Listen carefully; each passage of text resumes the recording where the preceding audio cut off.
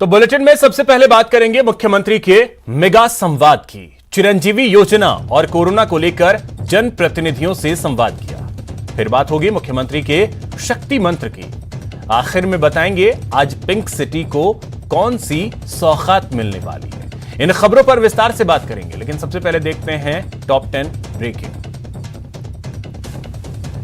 CM Gehlot ने आज चिरंजीवी योजना और कोरोना को वार्ड और पंचायत स्तर से को लेकर मेगा संवाद किया। यह कार्यक्रम वर्चुअली हुआ। इस दौरान उन्होंने कहा कि कोरोना की दूसरी लहर खतरनाक है और जिंदगी बचाना ज्यादा जरूरी है।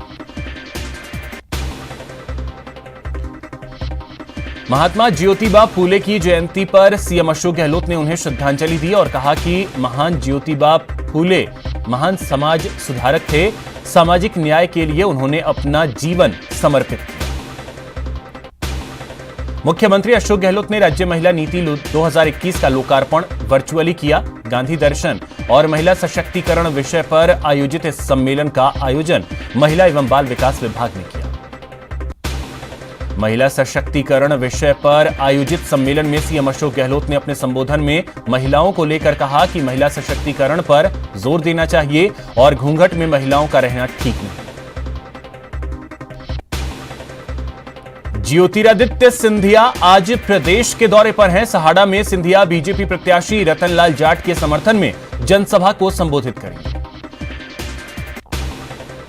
पुजारी मौत मामले में जांच के लिए कमेटी बनाई गई है। यह कमेटी जयपुर संभागीय आयुक्त जितेंद्र उपाध्याय की अध्यक्षता में बनेगी। यह कमेटी 30 अप्रैल को सरकार को अपनी रिपोर्ट सौंपेगी। पुजारी मौत मामले को लेकर जयपुर में बीजेपी ने पैदल मार्च निकाला। इस मौके पर बीजेपी प्रदेश अध्यक्ष सतीश पूनिया ने सरकार पर जमकर निशाना साधा और उन्होंने प्रदेश की कानून व्यवस्था पर सवाल खड़े किए। भीलवाड़ा में नाकेबंदी के दौरान तस्करों की गोली से 2 सिपाही शहीद हो गए। 3 गाड़ियों में सवार तस्कर थे। भीलवाड़ा में 2 सिपाहियों को गोली मारने वाले तस्करों की गाड़ी डूंगरखेड़ा के जंगल से बरामद हुई है। बता दें कि 3 जिलों की पुलिस इन तस्करों को तलाश कर रही है। राष्ट्रीय सुरक्षा सलाहकार अजित डोभाल, रक्षा प्रमुख विपिन रावत और डीआरडीओ के अध्यक्ष डॉक्टर जी सतीश रेड्डी अजमेर के मिलिट्री स्कूल पहुंचे। देश की सुरक्षा से जुड़ी इन हस्तियों ने यहां नवनिर्मित मेस का उद्घाटन किया और स्कूल का निरीक्षण किया।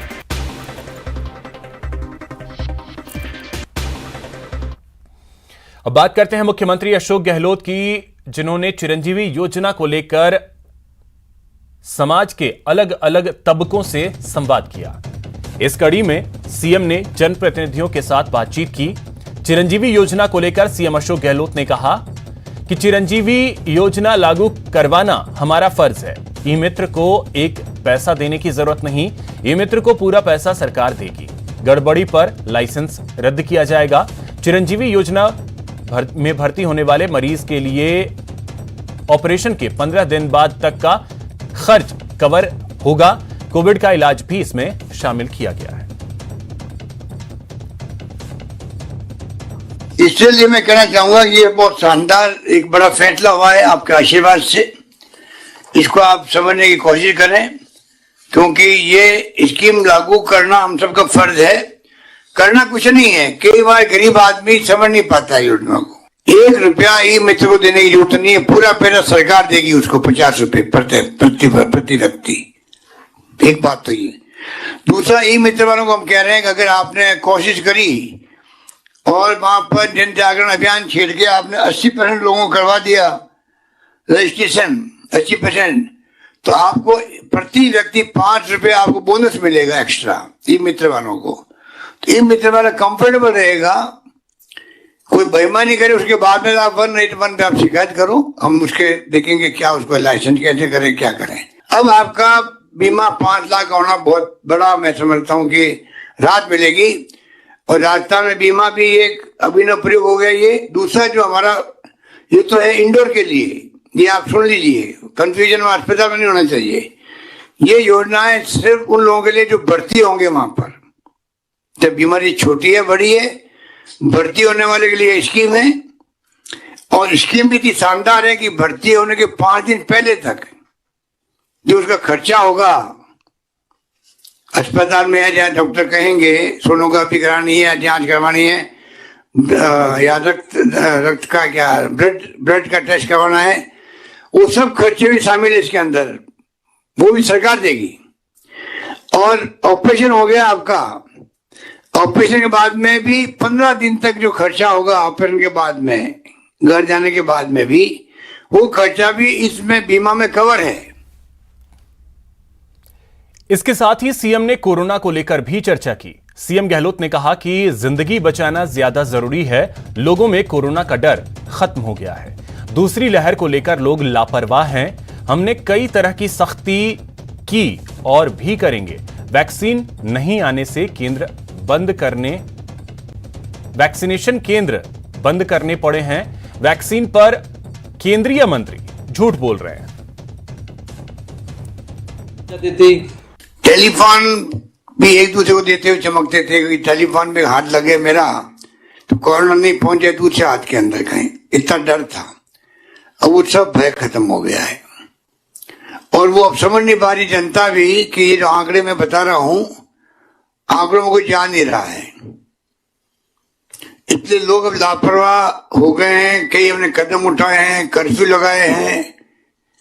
कर्फ्यू के साथ साथ में हम लोगों ने स्कूल, रेस्टोरेंट जो बंद करना था वो बंद किए। शादी ब्याह में भी संख्या कम कर दी और कम करने जा रहे हैं।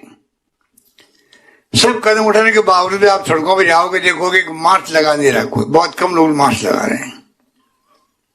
पुलिस का सहयोग भी एक सीमा तक ही लेना चाहिए। मैं चाहता हूं कि आप सबके आशीर्वाद से पहले की तरह हम लोग पूरी तरह कामयाब हों, लोगों की जिंदगी बचाएं, आजीविका बचाएं। साथ में इतने लॉकडाउन नहीं लगाना चाहते हैं कि काम धंधे चलते रहें, पर जिंदगी बचे ये ज्यादा जरूरी है। वो तभी संभव है जब पहले की तरह माहौल बने। अभी अनफॉर्चुनेटली कई जगह केंद्र बंद करने पड़ रहे हैं आजकल से, क्योंकि वैक्सीन आ नहीं रही है। खाली राजस्थान की बात नहीं है, 8-10 राज्यों में नहीं आ रही है। उड़ीसा में भी करीब 700 केंद्र बंद हो गए हैं। पता नहीं हमारे हेल्थ मंत्री जी को क्या हो गया केंद्र के अंदर, फिर वो कह रहे हैं कि नहीं हम तो भेज रहे हैं, राज्य सरकारें लगा नहीं पा रही है। इतना झूठ बोलता हूं, मैंने कभी किसी मंत्री को सुना ही नहीं हुआ आज तक। सफेद झूठ कहते हैं, वो सफेद झूठ ये है कि वैक्सीन आ नहीं रही है। इसमें कोई हम लोग को शिकायत थोड़ी कर रहे हैं आपसे, कोई पॉलिटिकल इश्यू थोड़ी बना रहे हैं। सरकार क्योंकि मोनोपोली केंद्र की है, तो क्या राज्य सरकार की ड्यूटी नहीं है कि वो उनको सूचना करे भाई हमारे यहाँ वैक्सीन कम पड़ती जा रही है क्योंकि खत्म हो गई है। सूचना तो कर रहे हैं हम लोग। महिलाओं को बराबरी का हक मिलना चाहिए, यह कहना है प्रदेश के मुखिया अशोक गहलोत का। उन्होंने ये बात राज्य महिला नीति के लोकार्पण कार्यक्रम में कही। उन्होंने एक बार फिर दोहराया कि घूंघट में महिलाओं का कैद रहना ठीक नहीं। घूंघट का अब बताइए, जिंदगी भर आप कैद रखते हो महिला को घूंघट के अंदर, उस पर क्या बीतती है। घूंघट में महिला कैद रहे, जो पुरुष और महिलाओं में जो हम कहते हैं कि भेद नहीं होना चाहिए, इक्वलिटी होनी चाहिए, वो कैसे होगी? क्योंकि महिलाओं को घूंघट में कैद रखते हैं। कॉन्फिडेंस भी है, क्षमता भी है काम करने की, सब कुछ उनमें गुण है, पर बराबरी का दर्जा जो मिलना चाहिए महिला को अभी तक नहीं मिला हुआ है। अभी तक भी पुरुष प्रधान देश कहलाता है। धीरे धीरे महिलाओं को खुद को आगे आना पड़ेगा, समझदारी के पैसे देना पड़ेगा। वो तब होगा जब घूंघट का जो है उस पर सोच रखनी पड़ेगी, कैसे वो घूंघट की प्रथाएं खत्म हो, IMR MMR ठीक हो, सैनिटरी नैपकिन में कोई संकोच नहीं करे। संकोच करने वाली बात ही नहीं है। आजकल तो बेटा और बाप भी दोस्त की तरह रहते हैं, तब समझ सकते हैं एक दूसरे को। दुनिया इतनी बदल गई है, गूगल्स में पूरी जानकारी है। दौसा के पुजारी शंभू शर्मा के शव का 9 दिनों के बाद अंतिम संस्कार होगा। आज सचिवालय में हुई वार्ता के बाद गहलोत सरकार ने बीजेपी की मांगे मान ली। इसके बाद शव का अंतिम संस्कार करने और धरना खत्म करने पर सहमति बन गई है। टीकरी गांव में मंदिर की जिस 2 बीघा जमीन को भूमाफिया ने पुजारी से हड़पा था, उसी जमीन पर अंतिम संस्कार होगा। पिछले 4 दिनों से जयपुर के सिविल लाइंस फाटक पर शव रखकर प्रदर्शन किया जा रहा था, जो समाप्त हो गया। शव का पहले पोस्टमार्टम होगा, फिर आज ही टीकरी गांव ले जाकर अंतिम संस्कार किया जाएगा। सरकार के साथ वार्ता में बनी सहमति के बाद दोनों पक्षों ने समझौता पत्र पर दस्तखत किए। समझौता होने के बाद भाजपा के राज्यसभा सांसद किरोड़ी लाल मीणा ने आंदोलन और धरना खत्म करने की घोषणा की। आप लोगों का जो समाज महुआ में जो ब्राह्मण समाज है वो उनके बारे में फैसला लेगा, लेकिन आंदोलन इन मांगों पर सहमति बनने के साथ ही आंदोलन खत्म की घोषणा अभी आप सब लोग करेंगे। और हम सब एक बार फिर से मृतात्मा के प्रति अपनी श्रद्धांजलि अर्पित करते हैं और उनके मोक्ष की कामना करते हैं। इस विषय के ऊपर पूरी विस्तृत चर्चा हुई है। प्रसन्नता की बात है कि आज कई गंभीर विषयों के ऊपर सहमति आपस में बनी। पहला, जैसा महेश जी ने बनाया कि सब विषयों को लेकर के संपूर्ण जितने भी कानून बने होंगे सब होंगे, जिसमें मंदिर माफी की जमीन के संबंध में विभिन्न राज्यों में कोई कानून बना है, पंजाब में गुरुद्वाराओं की जमीनों पर रक्षा के लिए कोई कानून बना, उस सबका परीक्षण करके एक अनुशंसा एक समिति सरकार बनाएगी। एक निश्चित टाइम फ्रेम में वो समिति अपनी रिपोर्ट देगी और उस रिपोर्ट के आधार पर राज्य सरकार इस विषय में एक गंभीर अधिनियम बनाने की दिशा में बढ़ेगी। और जो मुकदमे दर्ज हुए हैं उनका आईजी स्तर पर मॉनिटरिंग होगी और सब अपराधियों के खिलाफ कार्रवाई की जाएगी। और जो 172 दुकानें हैं जो मूंछ का सवाल बनी हुई थी वो सील कर दी गई हैं। संभागीय आयुक्त की जांच के बाद अगर वो अनियमित पाई जाती हैं तो तदनुकूल कानूनी कार्रवाई होगी और मंदिर माफी की जमीनों पर जो कब्जे हैं वो हटाए जाएंगे। और सबसे बड़ी उपलब्धि जो हमारी है इस आंदोलन की वो है कि राज्य में आपकी जानकारी में आया करीबन 30,000 बीघा जमीन मंदिर माफी की है, उसके 18,000 बीघा जमीन पर कब्जा है। राज्य सरकार एक कमेटी बनाएगी और देश भर के इस धार्मिक स्थलों के जो कानून है उनकी स्टडी करेगी और विधानसभा में कानून पास कर मंदिर माफी की जमीनों को प्रोटेक्ट करेगी ताकि भूमाफिया खड़े नहीं हो और पुजारियों की हत्या न हो। विधानसभा अध्यक्ष डॉक्टर सीपी जोशी के मुताबिक आने वाले समय में राजस्थान के विकास में सबसे अहम भूमिका राजसमंद की होगी। डॉक्टर जोशी ने कहा कि राजसमंद जिले में दुनिया का चांदी का सबसे बड़ा भंडार है। इसके बारे में उन्होंने मुख्यमंत्री अशोक गहलोत से भी बात की है। उनकी कोशिश जिले में ही चांदी की सफाई का संयंत्र लगवाने की भी है। अगर यह संयंत्र राजसमंद जिले में स्थापित होता है तो हजारों लोगों को न सिर्फ रोजगार मिलेगा बल्कि प्रदेश के राजस्व में भी इजाफा होगा। का सबसे बड़ा सिल्वर का डिपॉजिट भी जिले में, तो इसकी बहुत बड़ी संभावना है। मुख्यमंत्री से चर्चा की हमने, जो वेदांता ग्रुप के मालिक है गवाती, उनसे भी चर्चा की और हम प्रयत्नशील है कि बड़ा स्मेल्टर प्लांट जिले में है और जो हमारा डिपॉजिट है उस डिपॉजिट का उपयोग देश की प्रगति में हो और यहाँ पर लोगों की रोजगार की संभावना बढ़े। इस दृष्टि से आने वाले समय में राजस्थान के विकास में जो सबसे बड़ी भूमिका होगी वो राजसमंद जिले की होगी। ऐसी मैं कल्पना करता हूँ। मुझे विश्वास है कि जैसे जैसे हम आगे बढ़ रहे हैं वो कदम उस तरफ है। राष्ट्रीय सुरक्षा सलाहकार अजीत डोभाल, रक्षा प्रमुख विपिन रावत और डीआरडीओ के अध्यक्ष डॉक्टर जी सतीश रेड्डी अजमेर के मिलिट्री स्कूल पहुंचे। देश की सुरक्षा से जुड़ी इन हस्तियों ने यहां नवनिर्मित मेस का उद्घाटन किया और स्कूल का निरीक्षण किया।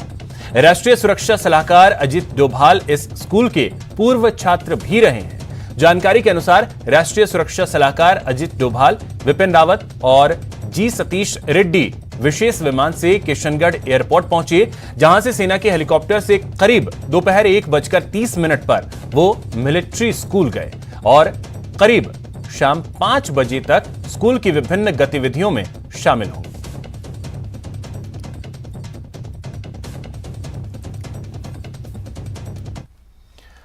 प्रधानमंत्री मोदी का आत्मनिर्भर भारत का आह्वान देश की अर्थव्यवस्था को एक अहम मोड़ पर ले आया है। नेटवर्क 18 की पहल और आईटीसी द्वारा प्रस्तुत इस खास पेशकश स्वाभिमान भारत में हम आपके लिए देश भर से ऐसी कहानियां लाते हैं जो आत्मनिर्भरता का बेहतरीन उदाहरण पेश करती हैं।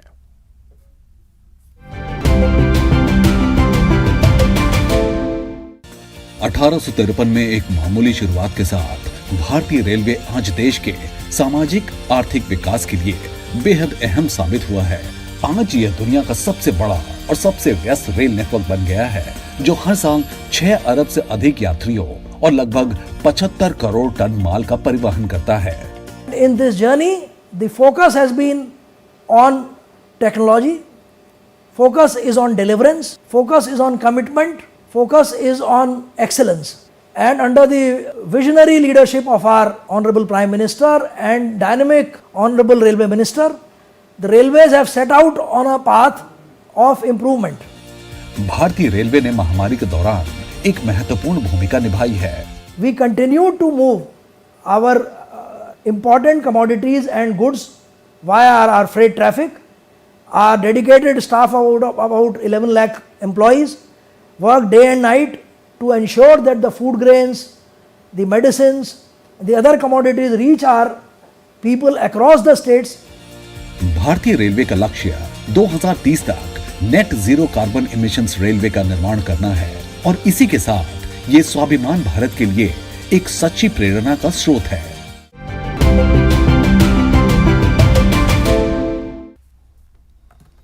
तो भारत से ऐसी ही और सफलता की कहानियां देखने के लिए बने रहें नेटवर्क 18 की खास पहल आईटीसी प्रेजेंट्स स्वाभिमान भारत के साथ।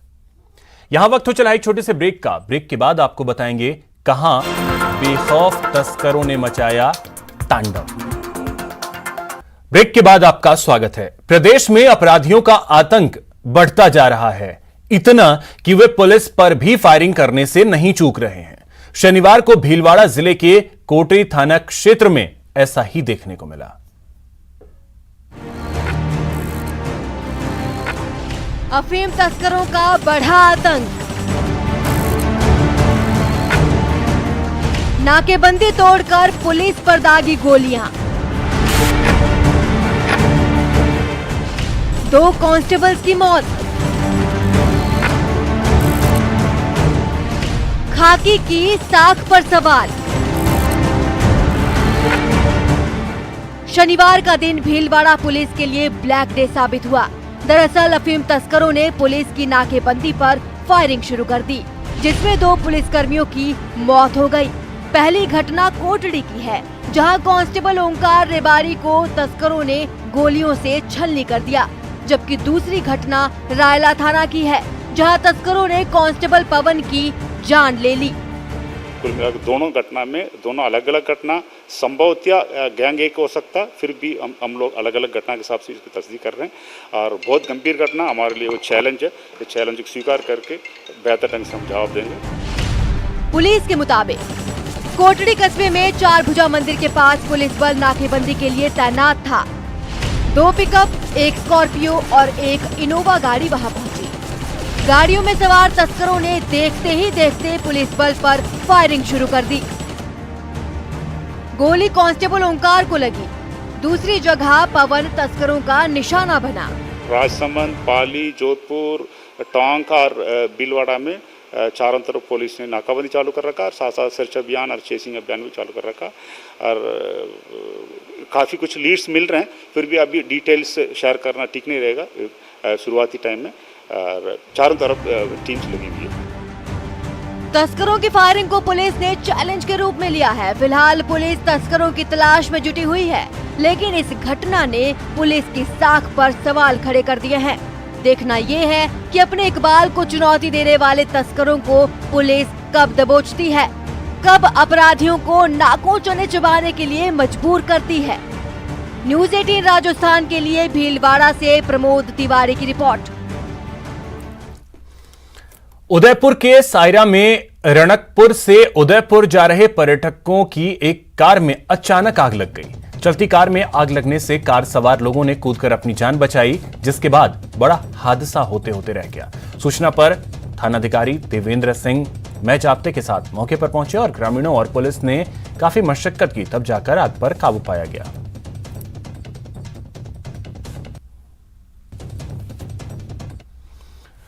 जालोर में एसीबी की एक बड़ी कार्रवाई देखने को मिली है। यहां पाली और जोधपुर की टीम ने संयुक्त रूप से कार्रवाई की और सायला थाने के एएसआई बाबूलाल को 45,000 रुपए की रिश्वत लेते हुए रंगे हाथों गिरफ्तार किया है।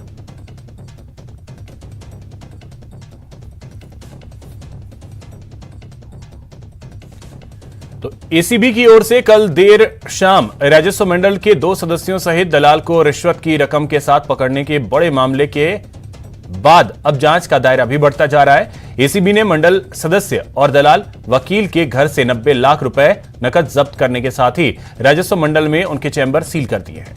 पूरे राजस्व मंडल को ब्यूरो की टीम ने अपने कब्जे में लिया और जांच का दायरा आगे बढ़ाया है। मंडल अध्यक्ष का भी चैम्बर सील कर उनकी भूमिका भी जांची जा रही है।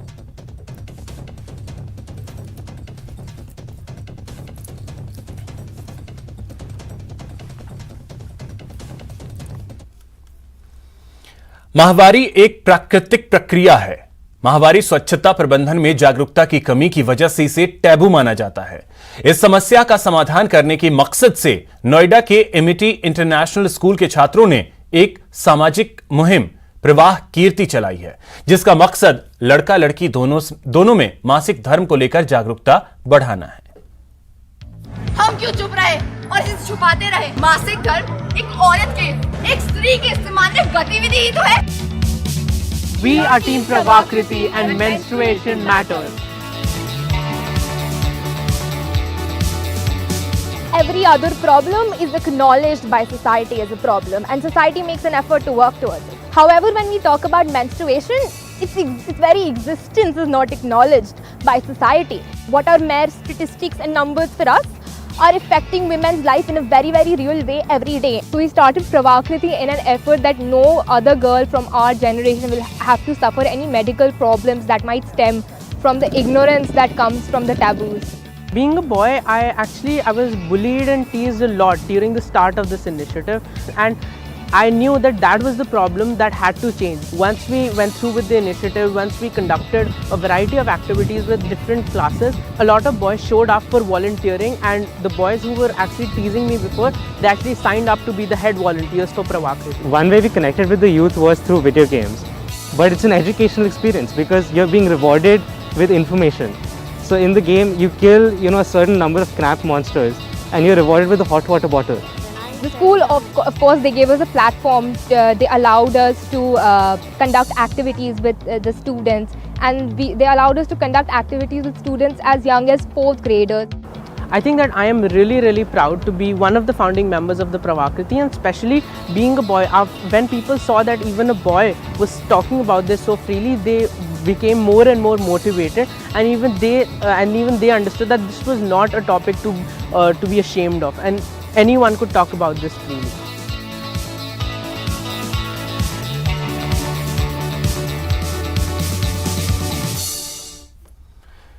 तो हमें माहवारी साक्षरता और सशक्तिकरण के लिए एक साथ आना चाहिए ताकि हमारी लड़कियां इससे मुक्त हो सकें।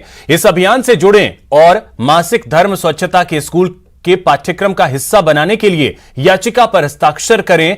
इस पहल में शामिल हों और pride.com पर अपील करें या मासिक धर्म स्वच्छता शिक्षा को स्कूल के पाठ्यक्रम का हिस्सा बनाने के लिए 9999671283 पर मिस्ड कॉल करें। फिलहाल इस बुलेटिन में इतना ही। नमस्कार।